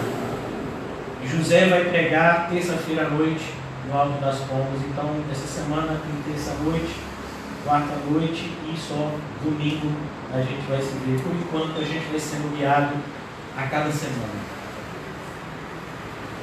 A grande questão é isso, irmãos. Chegou um momento na nossa vida, e quando eu falo nossa vida, eu tenho que me colocar como aquele que está liderando o grupo, porque essa é a função que eu recebi. Já tentei passar para algumas pessoas. E isso custou muito. Então, quando a gente fala isso, a gente está falando porque não adianta vir para a igreja dia após dia, semana após semana, se a gente não quer viver como crente. Tem um texto no livro de Malaquias que eu levo muito a sério, como eu levo muito a sério toda a Bíblia. Quem dera houvesse alguém que fechasse a porta do templo para que as pessoas não viessem me adorar debaixo.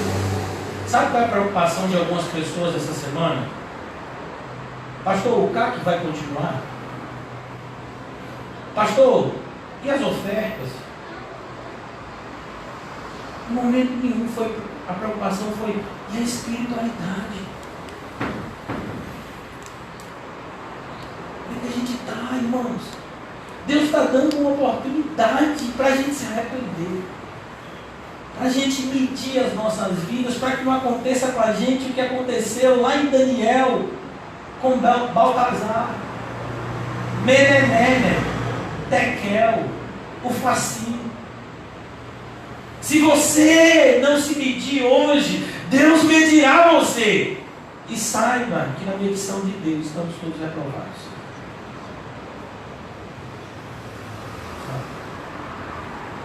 Que o Senhor nos ajude, irmãos, nessa intensa reflexão que a gente precisa na nossa vida.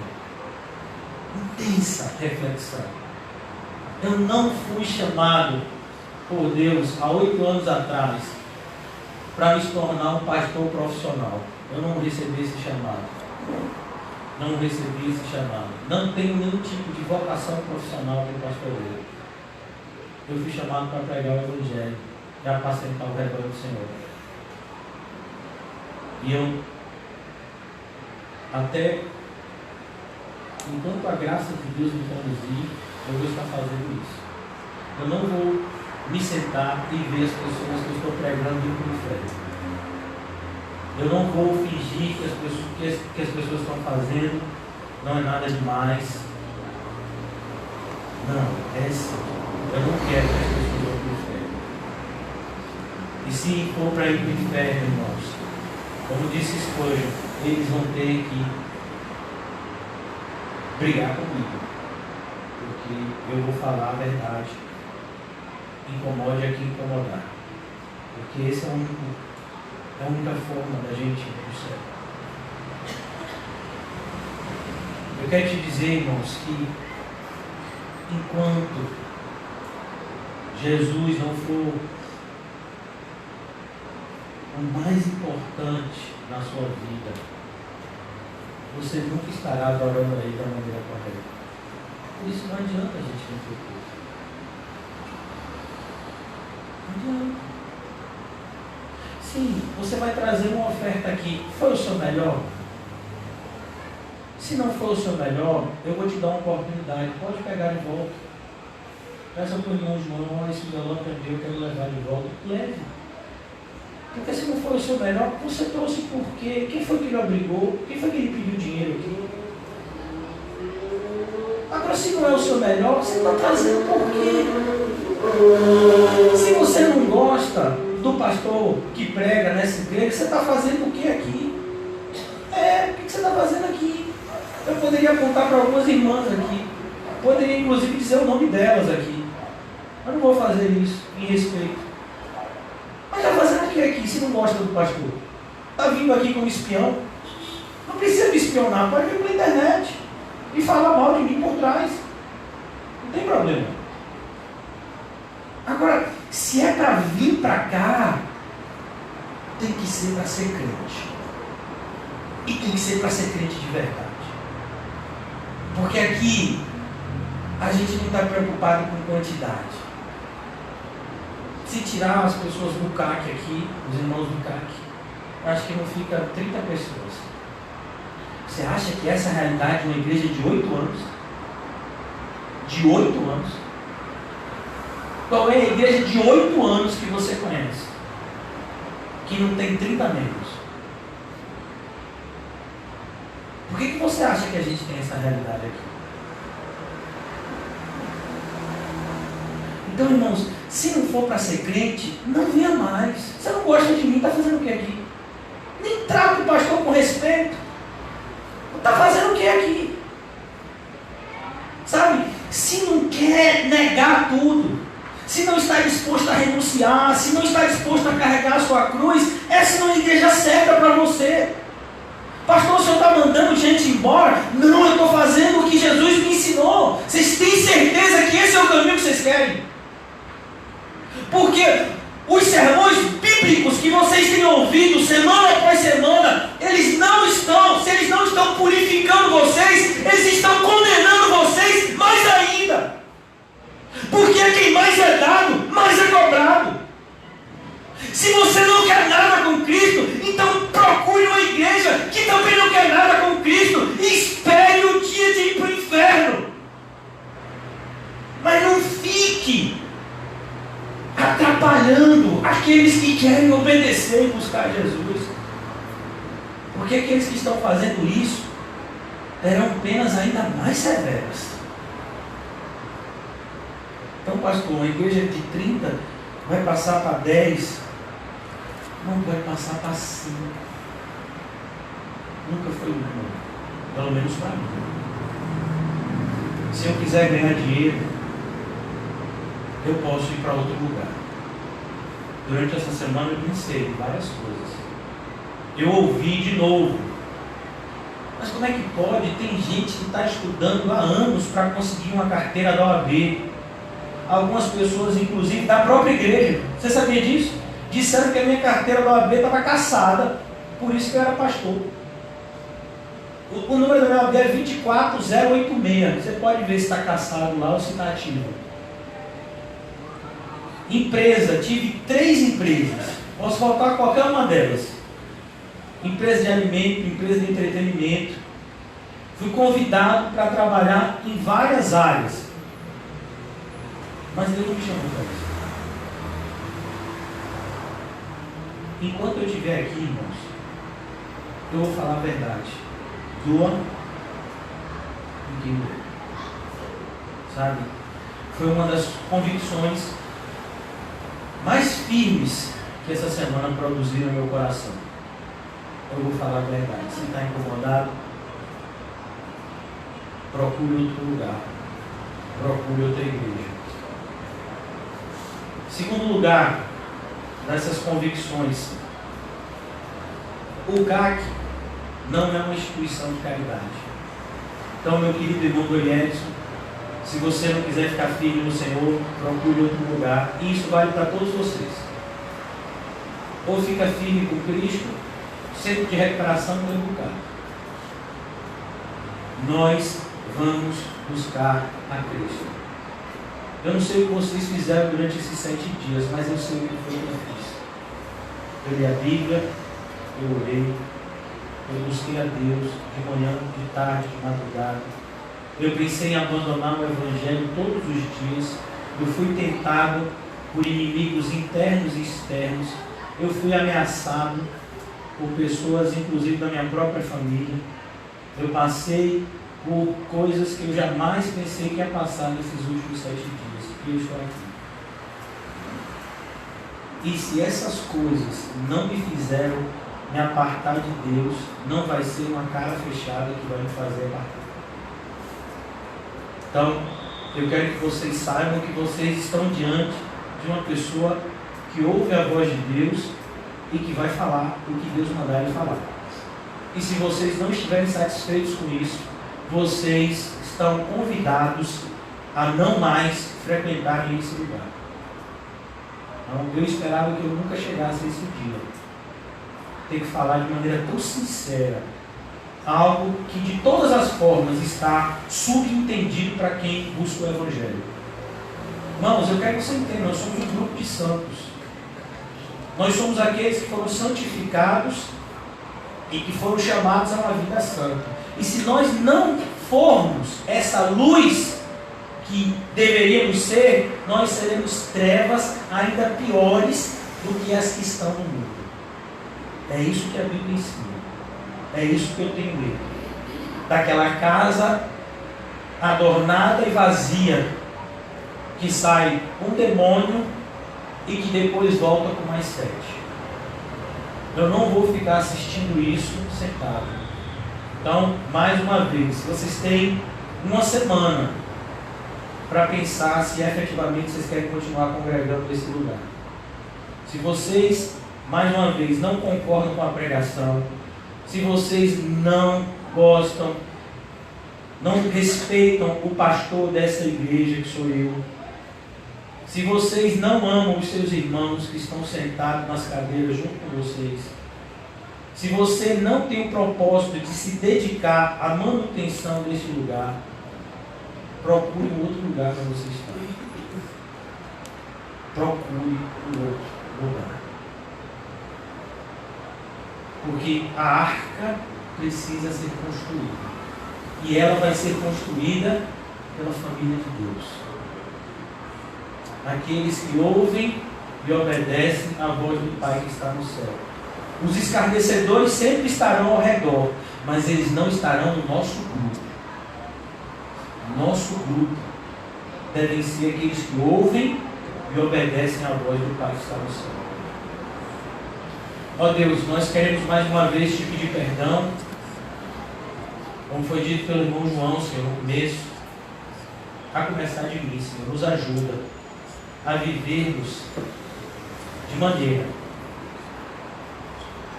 que a nossa fé seja não somente ouvida, mas vista, Senhor. Nos ajuda, Pai, a nos arrependermos dos nossos malfeitos. Nos ajuda, Pai, a despertarmos para a seriedade que são o céu e o inferno. Nos ajuda, meu Deus, a entender a responsabilidade que nós temos no mundo e de maneira ainda mais específica no meio da nossa própria parentela, Senhor. Nos ajuda a entender, meu Deus, que se nos foi concedido o privilégio de conhecer o Evangelho da cruz de Cristo, uma responsabilidade também nos foi imposta. Nos ajuda a entender, meu Deus, de maneira firme, que de nada adianta conquistar o mundo inteiro e naquele grande dia perder a nossa alma. Olha que desespero, Senhor. Ter o cônjuge certo, o emprego certo, os filhos certos e o Deus errado. Nos livra, Senhor, desse engano diabólico que tem de todas as formas tentado seduzir o nosso coração. Que nós podemos ao mesmo tempo agradar a nós mesmos e agradar a Ti, Senhor. Livra-nos, Senhor, desse engano. Ó Deus, eu oro por essa congregação que o Senhor plantou, Deus. Que o Senhor tem regado, que o Senhor tem dado crescimento, Senhor. Ao longo desses 8 anos que nós estamos aqui, Senhor. 8 anos nesse mês de setembro. De todas as formas fomos atacados, Senhor. Espiritual, material. Fomos atacados por meio de calúnia. Fomos atacados até por meio de pedras nas nossas vidraças. Fomos roubados várias vezes. Fomos, meu Deus, de todas as formas, convencidos por Satanás a abandonar o ministério. Mas até aqui, o Senhor tem conduzido